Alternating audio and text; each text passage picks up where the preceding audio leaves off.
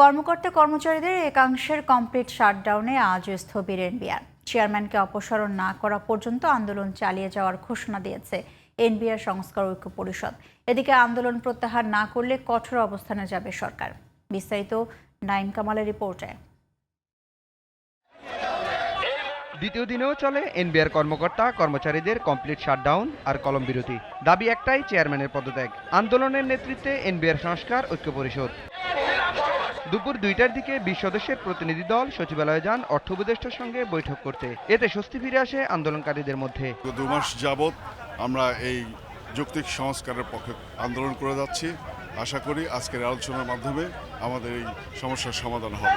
মানুষের মনের বল হয়েছে, মনের বিশ্বাস হয়েছে, বেশি বেশি তাকওয়া।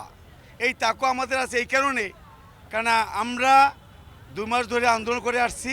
এনবিআর কর্মকর্তা কর্মচারীরা বলেন, যে কোনো যৌক্তিক সংস্কারের পক্ষে তারা, তবে তা হতে হবে সব পক্ষের সাথে আলোচনা সাপেক্ষে। আমরা আমাদের প্রাণের সংগঠন এনবিআরকে প্রাণের চেয়ে ভালোবাসি। এই সংগঠনকে আমরা বিলুপ্ত হতে দিতে চাই না। আমরা যৌক্তিক সংস্কার চাই, আর এই যৌক্তিক সংস্কারের বিপক্ষে আমাদের বর্তমান চেয়ারম্যান মহোদয় দাঁড়িয়েছেন। উনি চান না যে এই আমাদের ঐক্যটা বজায় থাকুক। এই এনবিআরের যৌক্তিক সংস্কারের পক্ষে যে সকল কর্মকর্তারা অগ্রণী ভূমিকা পালন করেছে তাদেরকে হয়রানিমূলক বদলি দিয়ে এবং তাছাড়া বিভিন্ন কমিশনার স্যারদেরকে বদলি করে দিয়েছে এবং ফ্রন্টের কর্মকর্তা স্যারদেরকে বদলি করে দিয়েছে। এদিকে কর্মসূচি প্রত্যাহার না করায় বৈঠক স্থগিত করেন অর্থ উপদেষ্টা ডক্টর সালেহউদ্দিন আহমেদ। পরে সরকারের পক্ষ থেকে দেয়া হয় কঠোর বার্তা।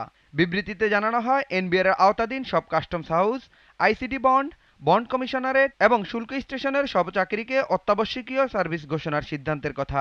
আন্দোলন থেকে সরে না আসলে সরকার কঠোর হবে বলেও সতর্ক করা হয়েছে এনবিআর এর কর্মকর্তা কর্মচারীদের। Naim Kamal, GTV news, Dhaka.